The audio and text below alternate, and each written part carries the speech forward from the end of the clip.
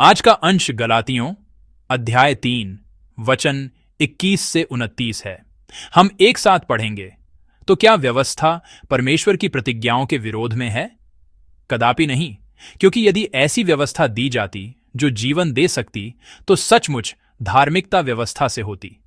परंतु पवित्र शास्त्र ने सबको पाप के अधीन कर दिया, ताकि वह प्रतिज्ञा जिसका आधार यीशु मसीह पर विश्वास करना है, विश्वास करने वालों के लिए पूरी हो जाए।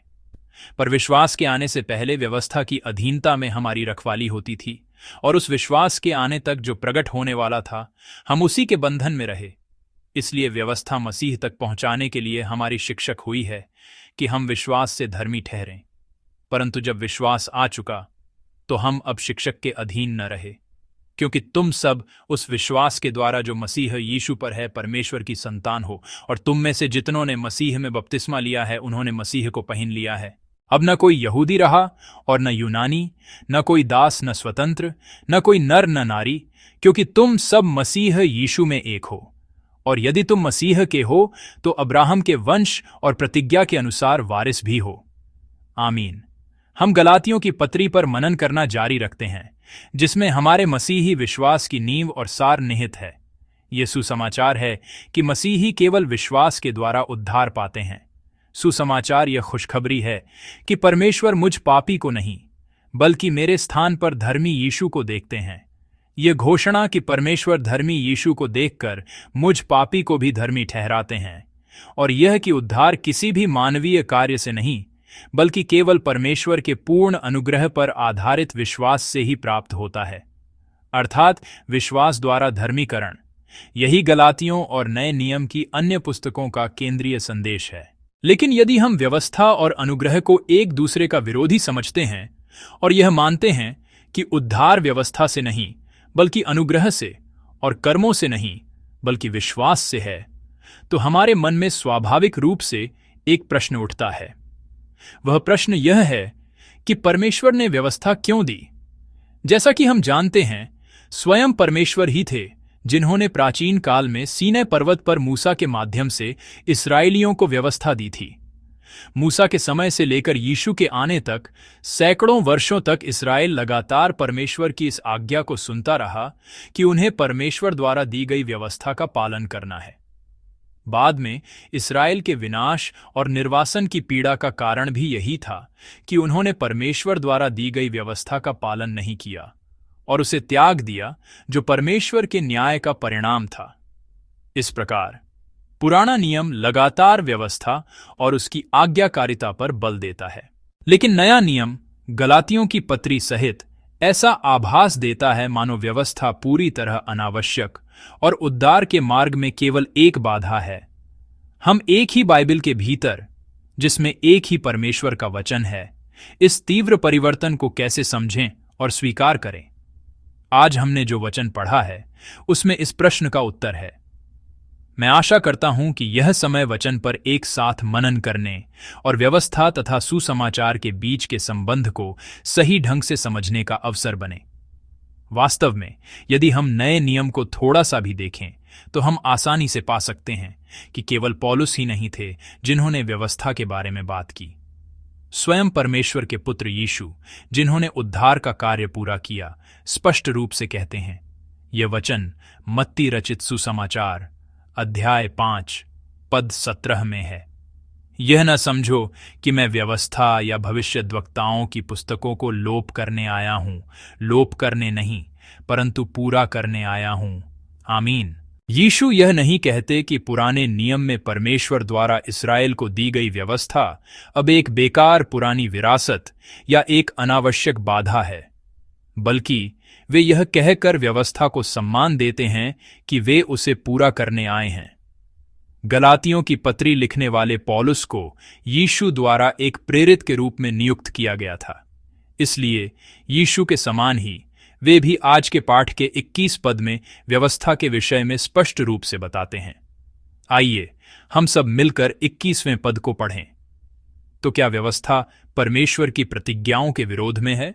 कदापि नहीं, क्योंकि यदि ऐसी व्यवस्था दी जाती जो जीवन दे सकती तो सचमुच धार्मिकता व्यवस्था से होती। आमीन। पौलुस स्पष्ट करते हैं कि पुराने नियम में दर्ज व्यवस्था परमेश्वर की प्रतिज्ञाओं यानी परमेश्वर के अनुग्रह के विपरीत नहीं है। व्यवस्था कोई दुर्भावनापूर्ण जाल नहीं है जिसे परमेश्वर ने इस्राएलियों को परेशान करने या उन्हें फंसाकर गिराने के लिए बनाया हो। परमेश्वर ने अपने लोगों इस्राएल के साथ वाचा बांधते समय व्यवस्था को एक उपहार के रूप में दिया था। इसलिए व्यवस्था स्वयं एक पवित्र और धन्य उपहार है जो परमेश्वर के लोगों को अच्छे इरादों और उद्देश्यों के साथ दिया गया था। लेकिन समस्या व्यवस्था में नहीं बल्कि उन लोगों में है जिन्हें परमेश्वर ने यह व्यवस्था दी। अधिक सटीक रूप से कहूं तो यह एक गंभीर समस्या है जो न केवल परमेश्वर के लोगों में बल्कि सभी मनुष्यों में है। यह आत्मकेंद्रितता की गंभीर समस्या है, अर्थात पाप, जो हमें परमेश्वर के वचन के बजाय अपनी इच्छाओं का पालन करने के लिए उकसाता है। इस आत्मकेंद्रितता के कारण सभी मनुष्य व्यवस्था की मांगों को पूरी तरह से पूरा करने में असफल रहते हैं। परमेश्वर को प्रेम और निष्ठा अर्पित करने के बजाय वे परमेश्वर से दूर हो जाते हैं और उनकी आज्ञाओं का पालन नहीं कर पाते। पौलुस 22वें और 23वें पद में इस सच्चाई का स्पष्ट वर्णन करते हैं। पवित्र शास्त्र ने सबको पाप के अधीन कर दिया।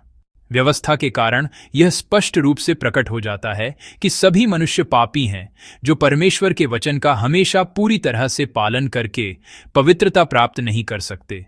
सभी व्यवस्था के अधीन बंध गए और कैद हो गए। इस कठोर और न्यायपूर्ण फैसले के सामने कोई भी आपत्ति नहीं कर सकता या बच नहीं सकता। और पौलुस 24 पद में दिए गए दृष्टांत के माध्यम से व्यवस्था के अधीन कैद सभी लोगों की स्थिति को व्यक्त करते हैं। आइए हम सब मिलकर 24वें पद को पढ़ें। इसलिए व्यवस्था मसीह तक पहुंचाने के लिए हमारी शिक्षक हुई है कि हम विश्वास से धर्मी ठहरें। आमीन। यहां शिक्षक का अर्थ है एक गृह शिक्षक या अभिभावक। पहली सदी के रोमन काल में जब पौलुस रहते थे, माता पिता अक्सर अपने बच्चों के पालन पोषण का अधिकार एक विशेष दास को सौंप देते थे। इस कार्य को सौंपे गए दास को शिक्षक कहा जाता था और यह व्यक्ति हमेशा अपने स्वामी के बच्चे के साथ रहता था और उसे कठोरता से अनुशासित करता था ताकि वह एक उत्कृष्ट रोमन नागरिक के रूप में विकसित हो सके। कहा जाता है कि उसे जरूरत पड़ने पर बच्चे को शारीरिक दंड देने का भी अधिकार था। बच्चे एक निश्चित आयु तक इस शिक्षक के कठोर मार्गदर्शन और प्रशिक्षण में रहकर अपनी कमियों और अपरिपक्वता को पहचानते थे और एक अच्छे रोमन नागरिक से अपेक्षित मूल्यों को प्राप्त करने के लिए अपने चरित्र और संस्कारों को लगन से निखारते थे। पौलुस बताते हैं कि व्यवस्था ने परमेश्वर के लोगों के लिए इसी शिक्षक की तरह भूमिका निभाई। व्यवस्था परमेश्वर के लोगों के लिए एक कठोर अनुशासक के रूप में कार्य करती है ताकि वे उन मानकों को जान सकें जिनकी परमेश्वर उनसे अपेक्षा करते हैं। लेकिन जैसा कि मैंने पहले कहा, मनुष्य अपनी आत्म केंद्रित पापी प्रकृति के कारण व्यवस्था के इस मानक को स्वयं कभी पूरा नहीं कर सकता और उसका असफल होना निश्चित है। वे अपनी कमियों और पाप पूर्णता को महसूस तो कर सकते हैं लेकिन उसे दूर नहीं कर सकते। इसलिए मनुष्य उस छुड़ाने वाले की उत्कटता से प्रतीक्षा करने लगता है जो उसे इस आत्म केंद्रितता और पाप से उत्पन्न होने वाली विफलता और पतन से बाहर निकाल सके। वह उस मसीहा यानी ख्रीष्ट के आगमन की बाट जोहने लगता है जो उसे परमेश्वर द्वारा प्रतिज्ञात धार्मिकता का मार्ग दिखाएगा। सुसमाचार की यही खुशखबरी है कि परमेश्वर ने वास्तव में उस ख्रीष्ट को भेजा है। परमेश्वर ने अपने पुत्र यीशु ख्रीष्ट को भेजा ताकि मनुष्य पाप की दास्ता में हमेशा कराहता न रहे और ताकि वह व्यवस्था रूपी शिक्षक के अधीन परमेश्वर से भयभीत एक सहमे हुए बच्चे के समान जीवन न बिताए। यीशु ने क्रूस पर हमारे स्थान पर मरकर और पुनर्जीवित होकर हमें अनंत जीवन और सच्ची स्वतंत्रता प्रदान की है। अब जो कोई इस सत्य पर विश्वास करता है उसके लिए यीशु ने पवित्र आत्मा की अगुवाई और सहायता द्वारा परमेश्वर की संतान के रूप में सदा परमेश्वर के साथ रहने का मार्ग खोल दिया है। पौलुस 25वें से 28वें पद तक यीशु के कारण हुए इस जबरदस्त परिवर्तन को दर्ज करते हैं। अब जब विश्वास आ चुका है यानी मसीह आ चुके हैं तो मनुष्य पाप या व्यवस्था के अधीन नहीं रहा। जो लोग यीशु पर मसीह के रूप में विश्वास और अंगीकार करते हैं और बपतिस्मा लेते हैं, वे मसीह के साथ एक हो जाते हैं और मसीह को पहनकर परमेश्वर की संतान के रूप में अपनाए जाते हैं। इसमें यहूदी या यूनानी, दास या स्वतंत्र, पुरुष या स्त्री, कोई भेद नहीं है। सभी केवल यीशु में विश्वास के द्वारा ही परमेश्वर की संतान बनते हैं और इस दृष्टि से सभी एक हैं। इस प्रकार मसीह के आने से हुए इस संपूर्ण परिवर्तन को पौलुस 29 पद में समझाते हैं। आइए हम सब मिलकर 29 पद को पढ़ें। और यदि तुम मसीह के हो तो अब्राहम के वंश और प्रतिज्ञा के अनुसार वारिस भी हो। आमीन। यदि हम मसीह के हैं, अर्थात यदि हम यीशु को मसीह और जीवित परमेश्वर का पुत्र मानकर उन पर विश्वास करते हैं, तो हम अब्राहम के वंशज और प्रतिज्ञा के अनुसार परमेश्वर की विरासत के वारिस ठहराए जाते हैं। हम परमेश्वर के सच्चे लोग और उनकी संतान बन जाते हैं। यही सुसमाचार की घोषणा है। महत्वपूर्ण बात यह है कि इस समय व्यवस्था, जिसने अब तक एक शिक्षक की भूमिका निभाई है, पूरी तरह से बेकार होकर समाप्त नहीं हो जाती है। जिस प्रकार एक बच्चा वयस्क होने पर शिक्षक के कठोर अनुशासन से स्वतंत्र हो जाता था और सीखे हुए मूल्यों का पालन डर से नहीं बल्कि स्वेच्छा से करता था, उसी प्रकार मसीही विश्वासी का व्यवस्था के साथ संबंध बदल जाता है। जो मसीही विश्वास के द्वारा अब्राहम के वंशज, धर्मी और परमेश्वर की विरासत के वारिस ठहराए गए हैं, उनके लिए व्यवस्था अब भय का कोई दमनकारी बंधन नहीं है।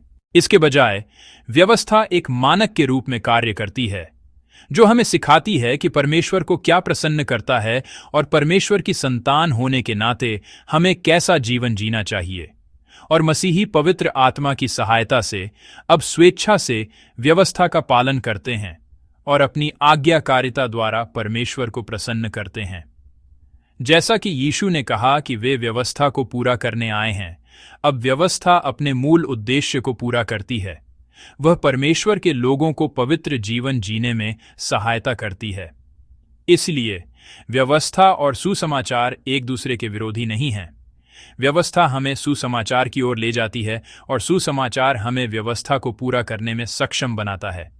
इसलिए व्यवस्था और सुसमाचार दोनों ही परमेश्वर के अनमोल उपहार हैं। प्रिय विश्वासियों, 16वीं सदी के धर्म सुधारक, हमारे विश्वास के पूर्वज जैसे मार्टिन लूथर और जॉन कैल्विन, जिन्होंने सुसमाचार को पुनः खोजा था, उन्होंने व्यवस्था के इस शिक्षक रूपी कार्य को 3 उपयोगों में समझाया है। पहला, व्यवस्था का शैक्षिक उपयोग है। यह परमेश्वर के मानकों को स्पष्ट रूप से प्रस्तुत करती है कि उनके लोगों को कैसा जीवन जीना चाहिए, क्या सही है और क्या गलत। मनुष्य व्यवस्था रूपी दर्पण में स्वयं को देखकर यह समझता है कि वह कितना अपर्याप्त और असमर्थ है और वह विनम्र हो जाता है। दूसरा, व्यवस्था का नागरिक उपयोग है। यह इस बात की कठोर चेतावनी देती है कि व्यवस्था तोड़ने का परिणाम परमेश्वर का न्याय है। इस प्रकार यह दुष्टता पर अंकुश लगाती है और समाज में व्यवस्था बनाए रखती है। तीसरा, व्यवस्था विश्वासियों के लिए जीवन का नियम बन जाती है। यह उस पवित्र जीवन का मार्गदर्शन करती है जिसकी परमेश्वर अपनी संतान से अपेक्षा करते हैं। इस प्रकार व्यवस्था का पालन करना परमेश्वर को प्रसन्न करने और उन्हें महिमा देने का एक माध्यम बन जाता है। मैं चाहता हूं कि हम आज के वचन और हमारे विश्वास के इन पूर्वजों की शिक्षाओं के प्रकाश में अपने विश्वास की जांच करें। क्या मैं परमेश्वर के वचन के करीब हूं? क्या मैं विनम्रतापूर्वक यह स्वीकार करता हूं कि मैं अपनी ताकत या अपनी इच्छा से परमेश्वर के वचन का पालन नहीं कर सकता? और क्या मैं परमेश्वर की मदद और उनके अनुग्रह की खोज में हूं? क्या मैं पवित्र आत्मा की सहायता से वचन का पालन करने और वचन के प्रति आज्ञाकारी होकर परमेश्वर को महिमा देना चाहता हूं? और क्या मैं वास्तव में ऐसा जीवन जी रहा हूं? प्रभु के नाम से मैं प्रार्थना करता हूं कि हम सब, जो केवल अनुग्रह से परमेश्वर की संतान और उसकी विरासत के वारिस बने हैं, पवित्र आत्मा की सामर्थ्य से व्यवस्था का पालन करें और उसे अपने जीवन में पूरा करें। आमीन।